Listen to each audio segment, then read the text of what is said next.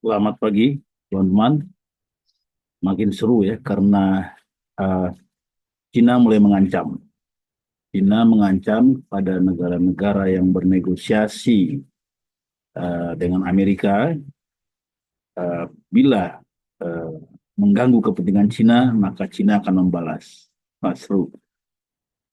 Uh, Kemudian Xi Jinping datang ke ASEAN ya, ke Vietnam, Kamboja, dan ke Malaysia.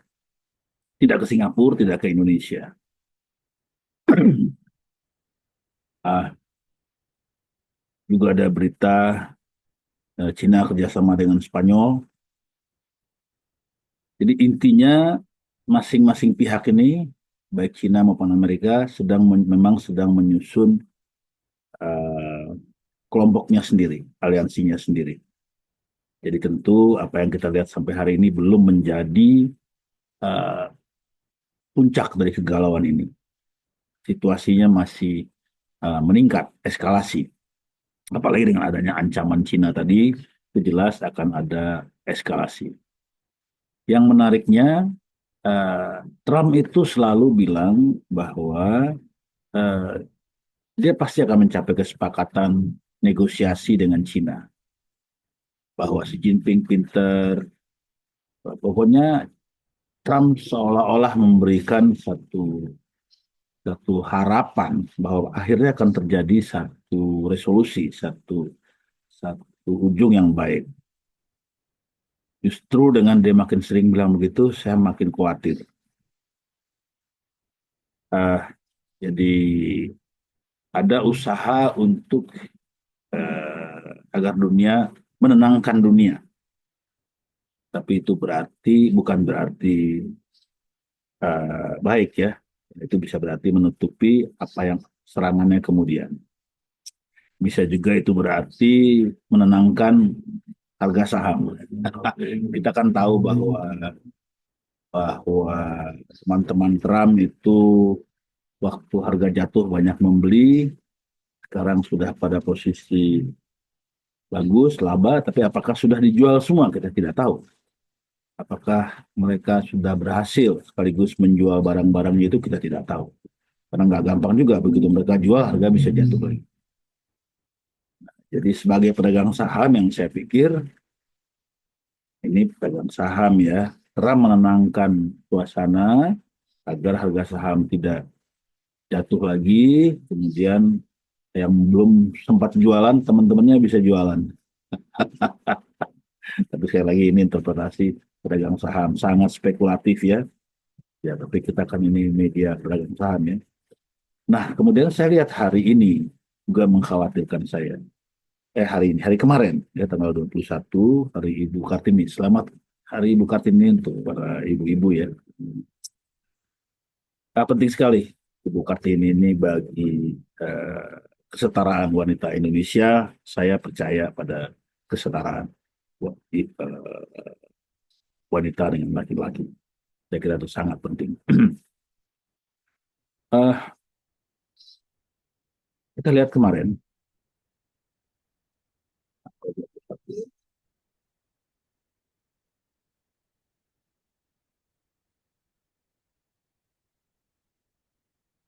harga ya, harga pagi-pagi naik dulu, indeks. Kemudian turun, artinya diguyur. Nah, ini stabil, naik lagi, ya, siang, dan diguyur lagi. Lalu sore dikembalikan lagi. Bagi saya, dan saya lihat asing keluar sekitar hampir 700 miliar. Ini sih gerakan yang menurut saya dinaikkan lagi. Ini gerakan normalisasi harga ya. Supaya apa? Supaya bisa jualan. Ini interpretasi saya. Spekulasi ya, ya, ya ini perdagangan ya. Jadi saya pikir hari ini saya akan mengurangi posisi aset saya, jadi saya tingkatkan cash. Ya, yang pertama saya tidak percaya omongan Trump. Yang kedua saya lihat Cina makin agresif Dan yang ketiga, pola hari ini menunjukkan satu gejala, saya sebutnya gajah jinjit ya.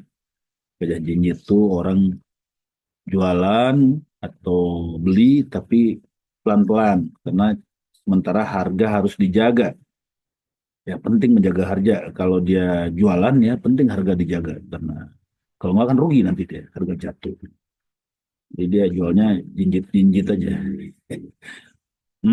Belum tentu benar, tapi gejala ini sering saya saksikan selama berdagang di bursa saham. Jadi ya kita suzon lah. Suzonnya sering menyelamatkan saya ya. Jadi walaupun spekulatif tidak benar, pendapat pribadi, tapi saya sering diselamatkan oleh suzon-suzon begini. Demikian teman-teman. Jadi yang kita perhatikan adalah Cina makin agresif, ya sudah mulai menyerang negara-negara lain. Kemudian Trump kok bisa-bisanya bilang bahwa akan tercapai kesepakatan pada Cina. Kemudian gerakan Cina mulai mengumpulkan kawan-kawan ya datang ya kemana-mana.